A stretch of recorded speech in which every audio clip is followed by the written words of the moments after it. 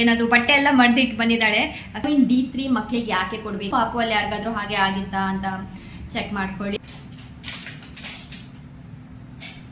Hi hello ನಮಸ್ತೆ, welcome to Chaitra Shetty Kannada vlogs. ನಾನು ಚೈತ್ರ ಶೆಟ್ಟಿ. ಹೇಗಿದ್ದಾರೆ ಎಲ್ಲರೂ? ಹೋಪ್ ಎಲ್ಲರೂ ಚೆನ್ನಾಗಿದ್ದಾರೆ ಅಂತ ಭಾವಿಸ್ತೀನಿ. ನಾನು ಕೂಡ ತುಂಬಾ ಚೆನ್ನಾಗಿದ್ದೀನಿ. ಇವತ್ತು ನಾನು ಒಂದು ಯೂಸ್ಫುಲ್ ಬ್ಲಾಗ್ ಮಾಡೋಣ ಅಂತ ಹೇಳಿಬಿಟ್ಟು ಪ್ಲ್ಯಾನ್ ಮಾಡ್ಕೊತಾ ಇದ್ದೀನಿ. ಇಲ್ಲಿ ನೋಡ್ಬೋದು ನಂದು ಕಡಲೆಕಾಳೆಲ್ಲ ಖಾಲಿ ಆಗಿತ್ತು, ಹಾಗೆಯೇ ಅದನ್ನೆಲ್ಲ ಸ್ಟೋರ್ ಮಾಡ್ಕೊತಾ ಇದ್ದೀನಿ. ರೀತಿಯೆಲ್ಲ ಸ್ಟೋರ್ ಮಾಡ್ಕೋತೀನಿ ನಾನು ತಂದಾದ ತಕ್ಷಣ, ಇಲ್ಲ ಅಂತಂದರೆ ಮತ್ತೆ ಇರುವೆ ಎಲ್ಲ ಬಂದುಬಿಟ್ಟು ತಿಂದಾಕ್ತವೆ. ಹಾಗಾಗಿ ಹಾಗೆಯೇ ನನ್ನ ಮಗಳಲ್ಲಿ ಬಂದು ನೀರು ಏನೋ ಬೇಕಿರಬೇಕು, ಅಲ್ಲಿ ಬಂದು ಮಾತಾಡಿಸ್ತಾ ಇದ್ರು.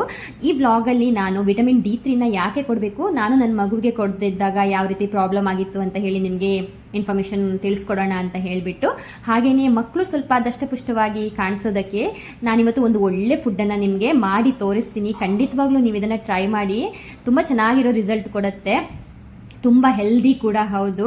ವಿಡಿಯೋದಲ್ಲಿ ನಾನು ಅದನ್ನು ಕೂಡ ಹಾಕಿದ್ದೀನಿ. ಹೋಪ್ ನಿಮಗೆ ಇಷ್ಟ ಆಗುತ್ತೆ ಅಂತ ಭಾವಿಸ್ತೀನಿ. ಇಷ್ಟ ಆದಲ್ಲಿ ದಯವಿಟ್ಟು ಲೈಕ್ ಮಾಡಿ. ನೀವು ಲೈಕ್ ಮಾಡೋದ್ರಿಂದ ನನಗೆ ತುಂಬಾ ಖುಷಿ ಆಗುತ್ತೆ. ಹಾಗೆಯೇ ಬೆಳಿಗ್ಗೆ ನಂದು ಮೇಯ್ನ್ ಏನು ಗೊತ್ತಾ, ಕೆಲಸ ಕ್ವಿಕ್ಕಾಗಿ ಆಗಬೇಕು, ಬೇಗ ಆಗಬೇಕು. ಯಾಕಂತಂದರೆ ನಾನು ಯೂಟ್ಯೂಬ್ ಮಾಡ್ತಾ ಇರೋದ್ರಿಂದ ಸ್ವಲ್ಪ ಟೈಮ್ ಸಿಕ್ಕಿದ್ರು ಕೂಡ ಮಕ್ಕಳ ಜೊತೆಗೆ ಹೇಗೆ ನಾನು ಸ್ಪೆಂಡ್ ಮಾಡ್ತೀನೋ ಹಾಗೆಯೇ ನನಗೆ ನನ್ನ ಕೆಲಸಗಳನ್ನು ಮಾಡ್ಕೊಳ್ಳೋದಕ್ಕೆ ಈಸಿ ಆಗುತ್ತೆ. ಒಂದೊಂದ್ಸಲ ಬೆಳಿಗ್ಗೆ ನಾನು ಲೇಟಾಗಿ ಎದ್ದುಬಿಟ್ಟಾಗ ನಂದೆಲ್ಲ ಕೂಡ ಕೆಲಸ ಹೆಚ್ಚು ಕಡಿಮೆ ಆಗಿಬಿಡುತ್ತೆ. ಹಾಗಾಗಿ ನಾನು ಆದಷ್ಟು ಯಾವಾಗ ಎದ್ದೇಳ್ತೀನೋ ಆವಾಗ ಮಕ್ಕಳಿಗೆಲ್ಲ ಒಂದು ಮಾಡಿಕೊಟ್ಬಿಟ್ಟು ಕ್ಲೀನಿಂಗ್ ಎಲ್ಲ ಮಾಡಿಬಿಟ್ಟು ಆಮೇಲೆ ನನ್ನ ಕೆಲಸಕ್ಕೆ ಕೂತ್ಕೋತೀನಿ. ಎಡಿಟಿಂಗ್ ಇರ್ಬೋದು, ವಾಯ್ಸ್ ಓವರ್ ಕೊಡೋದಿರ್ಬೋದು. ವಾಯ್ಸ್ ಓವರ್ ಕೊಡೋದು ನನಗೆ ಅಷ್ಟೊಂದು ಈಸಿ ಆಗೋದಿಲ್ಲ, ಯಾಕಂತಂದರೆ ಮಿಡ್ಲಲ್ಲಿ ಮಕ್ಕಳು ಬಂದುಬಿಟ್ಟು ಕರೀತಾರೆ, ಮಾತಾಡಿಸ್ತಾರೆ, ಅವಾಗ ಮತ್ತೆ ವಾಯ್ಸ್ ಓವರ್ ಕೊಡಬೇಕು. ನಾವು ಎಂತ ಮೇಡ ಕಿಚಡಿ ಮಾಡುವ? ಓಕೆ, ಯಾ ಇದರಲ್ಲಿ ಇದ್ದೀನಿ ಈಗ ಬೇಡ ಸಾಕ? ಓಕೆ, ಅವ್ರಿಗೆಲ್ಲೊಂದು ಹಾಯ್ ಮಾಡಿ. ಓಕೆ, ಇವತ್ತು ನಾನು ಒಂದು ಒಳ್ಳೆ ರೆಸಿಪಿನ ನಿಮ್ಗೆ ಹೇಳ್ಕೊಡ್ತೀನಿ, ಯಾಕೆ ಮಕ್ಕಳು ದಪ್ಪ ಆಗಲ್ಲ ಅಂತ ಹೇಳಿ ನೋಡೋಣ ಆಯ್ತಾ. ಇದನ್ನು ನೀವು ನಾನು ಹೇಗೆ ಮಾಡ್ತೀನೋ ಹಾಗೆ ಮಾಡಿ, ನಾನು ಹೇಳೋ ಎಲ್ಲ ಟಿಪ್ಸನ್ನ ಫಾಲೋ ಮಾಡಿ ಖಂಡಿತವಾಗ್ಲೂ ನಿಮ್ಮ ಮಕ್ಕಳಿಗೆ ಕೊಟ್ಟರೆ ಅಂತ ಅಂದರೆ ನಿಮ್ಮ ಮಕ್ಕಳು ದಷ್ಟಪುಷ್ಟ ಆಗೇ ಆಗ್ತಾರೆ. ಒಂದು ವೇಳೆ ದಷ್ಟಪುಷ್ಟ ಆಗಿಲ್ಲ ಅಂತಂದ್ರೂ ಆರೋಗ್ಯ ಮಾತ್ರ ತುಂಬಾ ಚೆನ್ನಾಗಿರುತ್ತೆ. ಓಕೆ, ಇವಾಗ ನಾನು ಯಾವ ರೀತಿ ಮಾಡ್ತೀನಿ ಅಂತ ಹೇಳಿ ನೋಡ್ಕೊಂಬರೋಣ ಆಯ್ತಾ. ಬನ್ನಿ, ನೋಡ್ಬೋದು ನನ್ನ ಮಗಳು ರೆಡಿಯಾಗಿ ಕೂತ್ಕೊಂಡಿದ್ದಾಳೆ, ಇಲ್ಲಿ ತಿಂತಾ ಇದ್ದಾಳೆ. ನಾನು ಆಲ್ರೆಡಿ ಕಟ್ ಮಾಡಿ ಇಟ್ಟಿದ್ದೀನಲ್ಲ, ಅದನ್ನೆಲ್ಲ ತಿಂತಾ ಇದ್ದಾಳೆ. ಓಕೆ, ನಾನು ಒಂದ್ಸಲ ಏನೇನೇನಲ್ಲಿ ತಗೋತೀನಿ ಅಂತ ಹೇಳಿ ನಿಮಗೆ ಹೇಳ್ಬಿಡ್ತೀನಿ, ಮತ್ತೆ ನಿಮಗೆ ಆರಾಮಾಗುತ್ತೆ ಅಂತ ಹೇಳ್ಬಿಟ್ಟು. ಇಲ್ಲಿ ನಾನು ಏನು ಮಾಡಿದ್ದೀನಿ ಅಂತಂದರೆ ಕ್ಯಾರೆಟ್ ಮತ್ತು ಪಾಲಕನ್ನು ತೊಗೊಂಡಿದ್ದೀನಿ. ಪಾಲಕ್ ಸೊಪ್ಪು ಹಾಗೆ ಕ್ಯಾರೆಟ್ ಏನು ಗೊತ್ತಾ, ಸಿಪ್ಪೆ ತೆಗೆದ ಮೇಲೆ ಮತ್ತೆ ಅದನ್ನು ತೊಳೆಯೋದಕ್ಕೆ ಹೋಗಬೇಡಿ. ಸಿಪ್ಪೆ ತೆಗೆದ ಮೇಲೆ ಹಾಗೆ ಕಟ್ ಮಾಡ್ಕೊಂಬೇಡಿ. ಸ್ವಲ್ಪ ಪ್ರಮಾಣದಲ್ಲಿ ಕ್ಯಾರೆಟ್ ಇಲ್ಲ ಅಂತಂದರೆ ಇದಕ್ಕೆ ಪೊಟೆಟೊ ಸೇರಿಸ್ಕೋಬೋದು. ಪೊಟೆಟೊ ಮತ್ತು ಪಾಲಕಿನ ಕಾಂಬಿನೇಷನ್ ತುಂಬಾ ಚೆನ್ನಾಗಾಗುತ್ತೆ. ಹಾಗೆಯೇ ಇಲ್ಲಿ ನಾನು ಅಕ್ಕಿ ಮತ್ತೆ ಈ ತರ ಬೆದೆ ಬರ್ಸಿದೆಯಲ್ಲ, ಆ ರೀತಿ ಹೆಸರು ಕಾಳು ಬೆದೆ ಬಂದಿದೆ ಇದು, ಅದನ್ನು ತಗೊಂಡಿದ್ದೀನಿ. ಇಲ್ಲ ಅಂತಂದ್ರೆ ಇದಕ್ಕೆ ತೊಗರಿಬೇಳೆ ಹಾಗೇನೆ ಈ ತರ ಹೆಸರು ಕಾಳು ಬರುತ್ತಲ್ವ, ಅದನ್ನು ಯೂಸ್ ಮಾಡ್ಕೊಬಹುದು, ತಂಪು ಚೆನ್ನಾಗಿರುತ್ತೆ. ಸೊ ಈ ರೀತಿ ಬೆದೆ ಬರ್ಸಿದ ಹೆಸರು ಕಾಳಿತ್ತು ಅಂತಂದ್ರೆ ತುಂಬಾ ಒಳ್ಳೇದು, ಹೆಲ್ದಿ. ಹಾಗಾಗಿ ಈ ರೀತಿ ಕಾಂಬಿನೇಷನ್ ಮಾತ್ರ ತುಂಬಾನೇ ಚೆನ್ನಾಗಿರುತ್ತೆ. ಓಕೆ, ಇವಾಗ ನಾನು ಯಾವ ರೀತಿ ಮಾಡ್ತೀನಿ ಅಂತ ಹೇಳಿ, ಇದಕ್ಕೆ ಇನ್ನೂ ಒಂದು ಕೆಲವೊಂದು ಐಟಮ್ ಹಾಕ್ತೀನಿ, ವಿಡಿಯೋದಲ್ಲಿ ನೀವು ನೋಡಿ ಆಯ್ತಾ. ಬನ್ನಿ ಶುರು ಮಾಡೋಣ. ಏನ್ ಮಾಡ್ತಾ ಇದ್ದೀಯ ಚಿಚ್ಚು?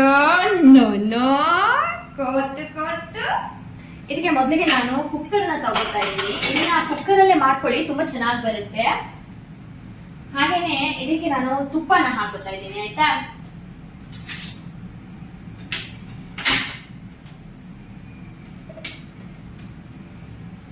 ಒಂದಿಷ್ಟು ತುಪ್ಪ ಹಾಕೊಂಡ್ರೆ ಸಾಕು. ತುಂಬಾ ಚೆನ್ನಾಗಾಗುತ್ತೆ, ಮಕ್ಕಳು ಕೂಡ ತುಂಬಾ ಇಷ್ಟಪಟ್ಟು ತಿಂತಾರೆ ಇದನ್ನ. ಇದು ನೋಡ್ಬೋದು, ಶುಂಠಿ ಹಾಗೆ ಬೆಳ್ಳುಳ್ಳಿ ಇದನ್ನ ಹಾಕೋತಾ ಇದ್ದೀನಿ. ಸ್ವಲ್ಪ ಜೀರಿಗೆನ ಹಾಕೋತಾ ಇದ್ದೀನಿ. ಇಲ್ಲಿ ನೋಡಿ ನನ್ನ ಮಗಳು ಏನ್ ಮಾಡ್ತಾ ಇದ್ದಾಳೆ ಅಂತ ಹೇಳಿ, ಜೊತೆಗೆ ಬಂದ್ಬಿಟ್ಟು ಅಡಿಗೆ ಮಾಡ್ಬೇಕು ಅಂತ ಹೇಳಿ ಹಠ ಮಾಡಿದ್ಲು, ಹಾಗ ಕೂಡ್ಸ್ಕೊಂಡೆ. ಇವಾಗ ನೋಡಿ 1 to ಡಬಲ್ ಕೆಲಸ ಮಾಡಿಸ್ತಾ ಇದ್ದಾಳೆ ನನಗೆ. ಏನು ಮಾಡೋದು ಅಮ್ಮ ಆಗೋದವ್ರೆ, ಆಗ ಸ್ವಾಮಿ ಆಗ. ಓಕೆ ನೋಡಿ, ಅದಕ್ಕೀಗ ನಾನು ಪಾಲಕ್ ಸೊಪ್ಪು ಹಾಕ್ತಾ ಇದ್ದೀನಿ. ಹಾಗೇನೆ ಕ್ಯಾರೆಟ್ ಇದೆಯಲ್ಲ, ಕ್ಯಾರೆಟ್ ಹಾಕೊಳ್ಳಿ. ಇದಕ್ಕೆ ಬೇಕಂತ ಅಂದ್ರೆ ಬಟಾಟೆನ ಹಾಕೋಬಹುದು, ಬಟಾಟೆ ಹಾಕೊಂಡ್ರು ಕೂಡ ತುಂಬಾ ಚೆನ್ನಾಗಿ ಬರುತ್ತೆ, ಮಕ್ಕಳು ತಿಂತಾರೆ. ಚೆನ್ನಾಗಿ ಹಸಿ ಸ್ಮೆಲ್ ಹೋಗೋ ತನಕನೂ ಈ ತರ ಮಾಡ್ಕೊಳ್ಳಿ. ನಾನು ಮರ್ತೋದೆ ಹೇಳೋದು.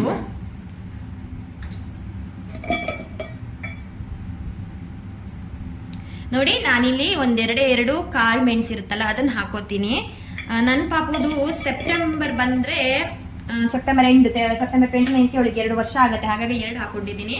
ನೀವು 7 ಮಂತ್ 8 ಮಂತ್ ಕೊಡೋದಾದ್ರೆ ಒಂದೇ ಒಂದು ಹಾಕೊಳ್ಳಿ ಸಾಕು. ಹಾಗೇನೆ ಈಗ ನೋಡಿ ಈ ಮಿಶ್ರಣ ಅದು ಮಾಡಿದ್ನಲ್ಲ, ನಾನು ಇದಕ್ಕೆ 3 ಬಗೆ ಹಾಕಿದ್ದೀನಿ. ಅಕ್ಕಿ, ಹೆಸರು ಕಾಳು, ಹಾಗೇನೆ ಹೆಸರು ಬೇಳೆ. ಆಯ್ತಾ? ಎಂತ ಮಾಡ್ತಿದ್ದೆ ಗೊಂಬೆ?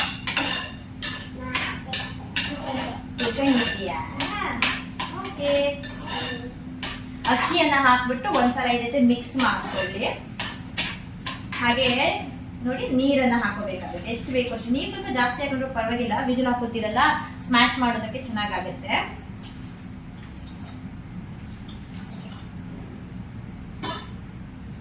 ಹಾಗೇನೆ ರುಚಿಗೆ ತಕ್ಕಷ್ಟು ಉಪ್ಪು ಹಾಕದೇ ಇದ್ರೆ ಯಾವುದು ಕೂಡ ತಿನ್ನೋದಕ್ಕೆ ಆಗೋದಿಲ್ಲ.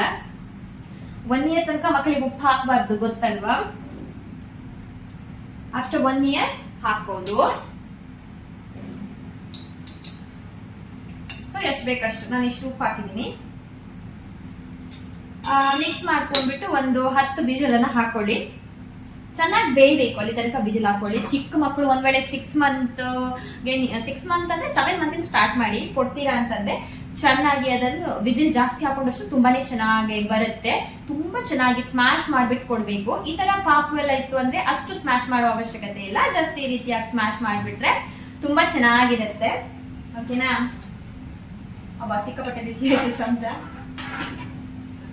ಟಿಶ್ಯೂ ಆಗಿದ್ದು ಮಾಡ್ತಿದ್ದಮ್ಮ ಕಿಚಿಡಿ. ನಿಮಗ್ ಬೋಕದವ್ರೆ ಶೋರ ಬಿಚಿ ಬೇಡ ಬೇಡ ಚಿಚ್ಚು ಬಿಚಿ ಇಲ್ಲ ಬಾ, ಬಿಸಿ ಇಲ್ಲ ಬಾ, ಬಿಸಿ ಇಲ್ಲ.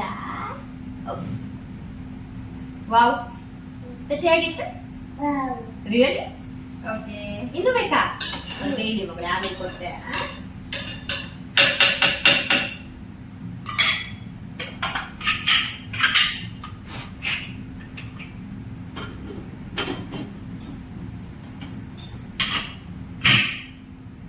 ಅವಾಗ ಅಡ್ಗೆ ಮಾಡ್ಬೇಕಾದ್ರೆ ತಕ್ಷಿ ಬಂದ್ ಕೂತಿದ್ಲು. ಇವಾಗ ಕುಕ್ಕರ್ ವಿಸಿಲ್ ಕೂಗ್ಬಿಟ್ಟು ಇಳಿಸ್ತಾ ಇದ್ದೀನಿ. ಇವಾಗ ಇವಳು ಬಂದಿದ್ದಾಳೆ.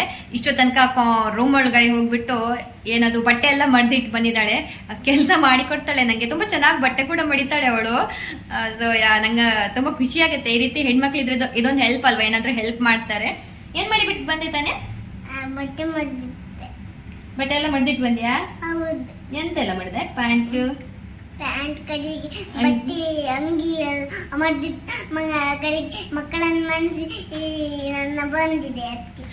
ಮಕ್ಕಳನ್ನ ಮನ್ಸಿ ಬಂದೆ ಅಂದ್ರೆ ಗೊಂಬೆಗಳಿಗೆ ಹೇಳೋದವಳು. ಗೊಂಬೆಗಳಿಗೆಲ್ಲ ಮಕ್ಕಳಂತಾನೆ ಹೇಳುದು. ನಾನು ತಕ್ಷಣೆಲ್ಲ ಯಾವ ರೀತಿ ಸಾಕ್ತೀನಿ ಅದೇ ರೀತಿ ಮಕ್ಕಳನ್ನ ತುಂಬಾ ಚೆನ್ನಾಗಿ ನೋಡ್ಕೊ.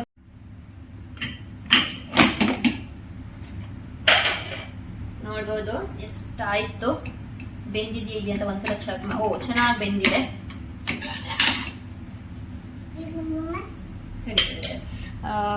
ಚೆನ್ನಾಗಿ ಬೆಂದಿದೆ. ಇಲ್ಲೇನಾಗತ್ತೆ ಅಂತ ಅಂದ್ರೆ ಸ್ವಲ್ಪ ಬೆಳ್ತಕ್ಕಿ ಸ್ವಲ್ಪ ಸ್ಟಿಕ್ಕಿಯಾಗಿ ಬರುತ್ತೆ. ಹಾಗಾಗಿ ಇದನ್ನ ಚೆನ್ನಾಗಿ ಸ್ಮ್ಯಾಶ್ ಮಾಡಿಬಿಟ್ಟು ಪಾಪು ಕೊಟ್ರಾಯ್ತು.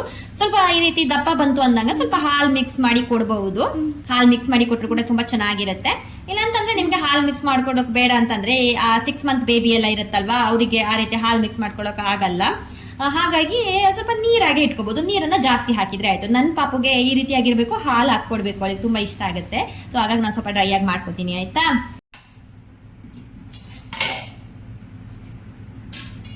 ನೋಡ್ಬೋದು ಇದರಲ್ಲಿ ಸ್ವಲ್ಪ ತಾನೇನೆಗೆ ಎತ್ತಿಗಿರ್ತೀನಿ, ಅವಳು ಕೂಡ ತಿಂತಾಳೆ.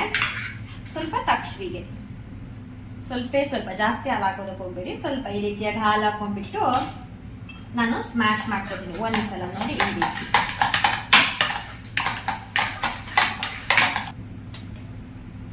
ಸ್ವಲ್ಪ ತುಪ್ಪ ಹಾಕೊಳ್ಳಿ. ಆವಾಗ ತುಪ್ಪ ಹಾಕೊಂಡಿರ್ತೀರಾ, ಅದನ್ನು ಕೂಡ ಇವಾಗ ಒಂದ್ಸಲ ತುಪ್ಪ ಹಾಕೋಬೇಕಾ. ನೋಡ್ಬೋದು ನೋಡಿ ಇಷ್ಟ ಹದಕ್ಕೆ ನಾನು ಮಾಡ್ಕೊಂಡಿದೀನಿ. ಇಲ್ಲಿ ಬೆಳ್ತಕ್ಕಿ ಸ್ವಲ್ಪ ಸ್ಟಿಕ್ಕಿ ಆಗಿರುತ್ತೆ, ಏನು ಮಾಡೋದಕ್ಕಾಗಲ್ಲ. ನೋಡಿ ಈ ತರ ಹೆಂಗಿತ್ತು? ವಾವ್ ಮಾಡೆ. Wow, okay. ಅನ್ನ ಕೊಟ್ಟಾಳ ಅಮ್ಮ ಶೋನಿ. ಅಮ್ಮ ನಿಮ್ಗೆ ಹೆಂಗ್ ಊಟ ತಿನ್ಸಿದ? ವಾವ್ ಇತ್ತ? ಸೂಪರ್. ವಾವ್. ನೋಡ್ಬೋದು ಮಕ್ಳು ಎಷ್ಟೊಂದು ಇಷ್ಟಪಟ್ಟು ತಿಂತಾರೆ ಅಂತ ಹೇಳ್ಬಿಟ್ಟು ನೀವು ಕೂಡ ಅದೇ ರೀತಿ ಮಾಡಿಕೊಡಿ ಆಯ್ತಾ. ಈ ರೀತಿಯಾಗಿ ಟೇಸ್ಟ್ ಮಾಡಿ ಕೊಟ್ಟಾಗ ಖಂಡಿತವಾಗ್ಲೂ ಮಕ್ಕಳು ಬೇಡ ಅಂತ ಹೇಳೋದಿಲ್ಲ. ಇಬ್ಬರಿಗೂ ಕೂಡ ಕೊಡ್ತಾ ಇದ್ದೀನಿ. ಫುಡ್ ಅಲ್ಲಿ ನಾನಂದ್ರೆ ಅವಳಿಗೆ ಸ್ವಲ್ಪ ಸ್ಮ್ಯಾಶ್ ಮಾಡ್ಕೊಡ್ತೀನಿ, ಇವಳಿಗೆ ಈ ರೀತಿಯಾಗಿ ಕೊಡ್ತೀನಿ, ಅಷ್ಟೇ ಡಿಫ್ರೆನ್ಸ್, ಇನ್ನೇನು ಮಾಡೋದಕ್ಕೆ ಹೋಗೋದಿಲ್ಲ. ಹೋಪ್ ನಿಮಗೆ ಈ ವಿಡಿಯೋ ಇಷ್ಟ ಆಗಿದೆ ಅಂತ ಅನ್ಕೊಂತೀನಿ. ಎಸ್ ಗೈಸ್, ನೋಡಿದ್ರಲ್ವಾ ವಿಡಿಯೋದನ್ನ. ಇದನ್ನ ನೀವು ವಾರದಲ್ಲಿ 3 ದಿನ ಮಕ್ಕಳಿಗೆ ಮಾಡಿಕೊಡಿ, ತುಂಬಾ ಒಳ್ಳೆ ರಿಸಲ್ಟ್ ಕೊಡುತ್ತೆ. 3 ದಿನ ಇದನ್ನ ಮಾಡಿಕೊಡಿ. ಇದರಲ್ಲಿ ಬೇಕಾದಂದ್ರೆ ನೀವು ತರಕಾರಿ ನಿಮ್ಗೆ ಯಾವ ಬೇಸ್ ಮೇಲೆ ಯಾವ ಟೇಸ್ಟ್ ಆಗುತ್ತೆ ಅಂತ ನೋಡ್ಕೊಂಡು ಮಕ್ಕಳಿಗೆ ವೇರಿಯೇಷನ್ ಮಾಡಿಕೊಟ್ರೆ ಆಯ್ತು. ಖಂಡಿತವಾಗ್ಲೂ ತುಂಬಾ ಚೆನ್ನಾಗಿರುತ್ತೆ, ಮಕ್ಕಳು ಕೂಡ ಇಷ್ಟಪಟ್ಟು ತಿಂತಾರೆ. ಓಕೆ, ಇವಾಗ ಮಕ್ಕಳದೆಲ್ಲ ಊಟ ಆಯ್ತು, ಈಗ ನಾನು ಊಟ ಮಾಡಬೇಕು. ಆಕ್ಚುಲಿ ನಾನು ಏನಂತಂದ್ರೆ ಇವತ್ತು ತುಂಬಾ ಫ್ರೀ ಆಗಿದ್ದೆ, ಹಾಗಾಗಿ ತುಂಬಾ ಆರಾಮಾಗಿ ವ್ಲಾಗ್ ಮಾಡ್ಕೊಂಡು ಹೋಗ್ತಾ ಇದ್ದೀನಿ. ಗಡಿಬಿಡಿ ಏನು ಇರಲಿಲ್ಲ ಇತ್ತು, ಬಿಕಾಸ್ ನಿನ್ನೆ ಮಾಡಿದ್ದು ನಾನು ಮಟನ್ ಸಾರು ಮಾಡಿದ್ದೆ, ಅದಿತ್ತು. ಹಾಗಾಗಿ ಇವಾಗ ನಾನು ಮಟನ್ ಸಾರು ಹಾಕೊಂಡ್ಬಿಟ್ಟು ಸರಿಯಾಗಿ ಬಾರಿಸ್ಬೇಕು. ನಂಗೆ ಮಟನ್ ಅಂದ್ರೆ ತುಂಬಾನೇ ಇಷ್ಟ. ಯಾರಿಗೆ ನಂತರ ಮಟನ್ ಅಂದ್ರೆ ಇಷ್ಟ ಕಮೆಂಟ್ ಮಾಡಿ. ನಾನು ಚಿಕ್ಕವಳಿರ್ಬೇಕಾದ್ರೆ ಮಟನ್ ತಿಂತಾ ಇರ್ಲಿಲ್ಲ ಇತ್ತು. ಮ್ಯಾರೇಜ್ ಆಗ್ಬೇಕಾದ್ರೆ ಸ್ವಲ್ಪ ಟೈಮ್ ಹಿಂದೆ ಮಟನ್ ತಿಂದಿದ್ದು. ಅವೆಲ್ಲ ಹೊರಗಡೆ ಹೋಗಿದ್ವಿ, ಸೊ ಮಟನ್ ಊಟ ಅದೇನೋ ಇತ್ತು, ಸೊ ಅಲ್ಲಿ ನಾನು ತಿಂದಿದ್ದು. ಹಾಗಾಗಿ ಅದ್ರ ಟೇಸ್ಟ್ ಸಿಕ್ಕಿದ್ಮೇಲೆ ನಂಗೆ ಮಟನ್ ಅಂತಂದ್ರೆ ತುಂಬಾನೇ ಇಷ್ಟ. ಓಕೆ ಗೈಸ್, ನಾನು ಇವಾಗ ಊಟ ಮಾಡಿ ಮತ್ತೆ ನಿಮ್ಗೆ ಸಿಗ್ತೀನಿ. ಇವಾಗ ನಾನು ಇನ್ನೊಂದು ಟಾಪಿಕ್ ನಿಮ್ಗೆ ಹೇಳ್ಬೇಕು ಅಂತ ಅನ್ಕೊಂಡಿದ್ದೆ. ವಿಟಮಿನ್ D3 ಮಕ್ಕಳಿಗೆ ಯಾಕೆ ಕೊಡಬೇಕು ಅಂಡ್ ನಾನು ಯಾಕೆ ಅದನ್ನ ಅಷ್ಟೊಂದು ತುಂಬಾ ವೆರಿ ಇಂಪಾರ್ಟೆಂಟ್ ಅಂತ ಭಾವಿಸ್ತೀನಿ ಅಂತ ನಿಮ್ಗೆ ಹೇಳ್ತೀನಿ. ಯಾಕಂತ ಅಂದ್ರೆ ಮೊದಲಿಗೆ ನನ್ನ ಅನುಭವ ನಾನು ಹೇಳ್ತೀನಿ. ನನಗೆ ಡೆಲಿವರಿ ಆದಾಗ ವಿಟಮಿನ್ D3 ಮಗುಗೆ ಕೊಡಬೇಕು ಅಂತ ಹೇಳಿಕೊಟ್ಟಿದ್ದಾರೆ. ಅಂಡ್ ಅವಳಿಗೆ ಜಾಂಡಿಸ್ ಇತ್ತು, ದೊಡ್ಡ ಮಗುಗೆ. ಹಾಗಾಗಿ ಅದೇನಾಯ್ತು ಅಂತ ಅಂದ್ರೆ ನಾನು ಏನ್ ಮಾಡಿದೆ ಅಂದ್ರೆ ಮೆಡಿಸಿನ್ ಅಲ್ವಾ, ಮಕ್ಕಳಿಗೆ ಯಾಕೆ ಸ್ಟಾರ್ಟಿಂಗ್ ಅಲ್ಲಿ ಮೆಡಿಸಿನ್ ಕೊಡಬೇಕು ಅಂತ ಹೇಳಿ ನನಗೆ ಅನ್ಸಿ ನಾನು ಕೊಟ್ಟಿಲ್ಲ. ಸೊ ಏನಾಯ್ತು, ಆಮೇಲೆ ಒಂದು 16-17 ದಿನಕ್ಕೆ ಮಗು ಸ್ವಲ್ಪ ಉಸಿರಾಡೋದು ಪ್ರಾಬ್ಲಮ್ ಇತ್ತು ಅಂತ ನನಗೆ ಭಯ ಆಯ್ತು. ಅವಾಗ ನಾನು ಡಾಕ್ಟರ್ ಹತ್ರ ಹೋಗಿದ್ದೆ, ತೋರಿಸ್ಲಿಕ್ಕೆ ಹೋಗಿದ್ದೆ. ಅವಾಗೆಲ್ಲ ಕೊರೋನಾ ಪೀಕಲ್ಲಿ ಇತ್ತು, ಆದ್ರೂ ಕೂಡ ಕರ್ಕೊಂಡು ಹೋಗಿದ್ದೆ ಭಯ ಆಗಿ. ಸೊ ಆಮೇಲೆ ಡಾಕ್ಟರ್ ಹೇಳಿದ್ರು ಅಂದ್ರೆ ನಾರ್ಮಲ್ ಮಕ್ಕಳದ್ದು ಬೆಳವಣಿಗೆ ಆಗ್ಬೇಕಲ್ವಾ, ಹಾಗಾಗಿ ಅಂತ ಹೇಳಿದ್ರು. ಆಮೇಲೆ ಡ್ರಾಪ್ಸ್ ಕೊಟ್ಟು ಅದು ಕರೆಕ್ಟ್ ಆಗಿತ್ತು. ಅಂಡ್ ಇನ್ನೊಂದು ಏನಂತ ಅಂದ್ರೆ ಸಿಕ್ಕಾಪಟ್ಟೆ ಬೆವರ್ತಾ ಇದ್ಲು ಅವಳು ರಾತ್ರಿ ಮಲಗಬೇಕಾದ್ರೆ. ನಿಮ್ ಪಾಪು ಅಲ್ಲಿ ಯಾರಿಗಾದ್ರೂ ಹಾಗೆ ಆಗಿತ್ತಾ ಅಂತ ಚೆಕ್ ಮಾಡ್ಕೊಳ್ಳಿ. ಸಿಕ್ಕಾಪಟ್ಟೆ ಬೆವರ್ತಾ ಇದ್ರು. ಎಷ್ಟು ಅಂತಂದ್ರೆ ನಾನು ಬಟ್ಟೆ ಹಾಕಿದ್ರೆ ಅದೆಲ್ಲ ಚಂಡಿ ಆಗ್ತಾ ಇತ್ತು, ತಲೆ ಹತ್ರ ಎಲ್ಲ ಇರೋದಿಲ್ಲ, ಎಲ್ಲ ಬೆವರ್ತಾ ಇದ್ದು. ಆಮೇಲೆ ನಾನು ಅನ್ಕೊಂತ ಇದ್ದೆ ಸುತ್ತಿ ಮನಸ್ತಾ ಇದ್ದೆ ಅಲ್ವಾ, ಆದ್ರೂ ಕೂಡ ಬೆವರ್ತಾ ಇದ್ದಾಳೆ ಅಂತ ಹೇಳಿ ನನಗೆ ಭಯ ಆಗ್ತಾ ಇತ್ತು. ಆಮೇಲೆ ಅದನ್ನ ಡಾಕ್ಟರ್ ಹತ್ರ ಹೇಳಿದಾಗ ಅವರು ವಿಟಮಿನ್ D3 ಡ್ರಾಪ್ಸ್ ಹಾಕ್ತಾ ಇದ್ದೀರಾ ಅಲ್ವಾ ಅಂತ ಕೇಳಿದ್ರು. ನಾನು ಅವ್ರು ಕೊಟ್ಟಿದ್ರು, ಬಟ್ ಹಾಕ್ತಾ ಇಲ್ಲ ಅಂತ ಅಂದಾಗ ಆ ಥರ ಎಲ್ಲ ಮಾಡಬೇಡಿ, ಎಜುಕೇಟೆಡ್ ಆಗಿ ನೀವೇ ಹೀಗೆ ಮಾಡಿದ್ರೆ ಹೇಗೆ ಅಂತ ಹೇಳಿ ಸ್ವಲ್ಪ ಜೋರೆ ಮಾಡಿದ್ರು ಅಂತಾನೆ ಹೇಳ್ಬೋದು. ಆಮೇಲೆ ನಾನು ಕರೆಕ್ಟ್ ಆಗಿ ಅದನ್ನ ಹಾಕ್ತಾ ಬಂದೆ. ಮಗುಗೆ ತುಂಬಾನೇ ಒಳ್ಳೇದು. ಕೆಲವೊಬ್ಬರಿಗೆ ಕೆಲವು ತರ ಪ್ರಾಬ್ಲಮ್ ಆಗುತ್ತೆ. ನನಗೆ ಇಷ್ಟೇ ಆಗಿದ್ದು ಹೇಳ್ಬೇಕು ಅಂತಂದ್ರೆ, ಟಚ್ವುಡ್. ಇಲ್ಲ ಅಂತಂದ್ರೆ ಹೇಳ್ಬೇಕು ಅಂತಂದ್ರೆ ಕೆಲವೊಬ್ಬರಿಗೆ ಬೆಳವಣಿಗೆ ಆಗೋದಿಲ್ಲ ಅಂತೆ ಮಕ್ಕಳಿಗೆ. ಅಂದ್ರೆ ಇವಾಗ ಮಕ್ಕಳು ಕೆಲಸ ಮಾಡ್ಬೇಕಲ್ವಾ, 2-3 ತಿಂಗಳಿಗೆ ಕೌಚ್ ಹಾಕೋದಾ ಅಥವಾ ಇದೆಲ್ಲ ಕೆಲಸ ಆಗ್ಬೇಕಲ್ವಾ, ಇಂತಿಷ್ಟು ಟೈಮ್ಗೆ ಅವ್ಳು ನಡಿಬೇಕು ಎಲ್ಲ ಮಾಡ್ಬೇಕು ಅಂತಂದ್ರೆ ಮುಂಚೆಯಿಂದನೇ ಮಕ್ಕಳು ಸ್ಟ್ರಾಂಗ್ ಆಗ್ಲೇಬೇಕಂತೆ. ವಿಟಮಿನ್ D3 ಅನ್ನೋದು ತುಂಬಾನೇ ಇಂಪಾರ್ಟೆಂಟ್ ಮಕ್ಕಳಿಗೆ. ಅದು ಸೂರ್ಯನಿಂದ ಸಿಗಲ್ಲ ಅಂತಲ್ಲ, ಸಿಗುತ್ತೆ. ನೀವೀಗ ಬ್ರೆಸ್ಟ್ ಫೀಡಿಂಗ್ ಮಾಡ್ತಾ ಇದ್ದಾರ ಅಂತ ಅಂದ್ರೆ ಹಾಲಲ್ಲಿ ಹೋಗಲ್ವಾ ಅಂತ ಕೇಳಿದ್ರೆ ಖಂಡಿತವಾಗ್ಲೂ ಅದು ಮಗುಗೆ ಎಷ್ಟು ಬೇಕೋ ಅಷ್ಟು ಸಿಗಲ್ಲ ಅಂತ ಹೇಳ್ತಾರೆ. ಹಾಗಾಗಿ ಡಾಕ್ಟರ್ ಇದನ್ನ ರೆಕಮೆಂಡ್ ಮಾಡ್ತಾರೆ. ಒಂದ್ ವೇಳೆ ನಿಮ್ ಡೆಲಿವರಿ ಆದಾಗ ಡಾಕ್ಟರ್ ಕೊಟ್ಟಿಲ್ಲ ಅಂತಂದ್ರೆ ಖಂಡಿತವಾಗ್ಲೂ ಒಂದ್ಸಲ ಮಕ್ಕಳ ಡಾಕ್ಟರ್ಗೆ ತೋರಿಸಿ ಯಾವ ರೀತಿ ಕೊಡ್ಬೋದು ಅಂತ ಹೇಳಿ ಖಂಡಿತವಾಗ್ಲೂ ನೀವು ತೋರಿಸ್ಕೊಂಡು ತಗೊಳ್ಳಿ. ಅದನ್ನ ನಿಗ್ಲೆಕ್ಟ್ ಮಾಡೋದಕ್ಕೆ ಹೋಗಬೇಡಿ. ಕೆಲವೊಬ್ಬರಿಗೆ 2 ಟೈಮ್ಸ್ ಹಾಕ್ಲಿಕ್ಕೆ ಹೇಳ್ತಾರೆ, ಕೆಲವೊಬ್ಬರಿಗೆ 1 ಟೈಮ್ಸ್ ಹಾಕ್ಲಿಕ್ಕೆ ಹೇಳ್ತಾರೆ.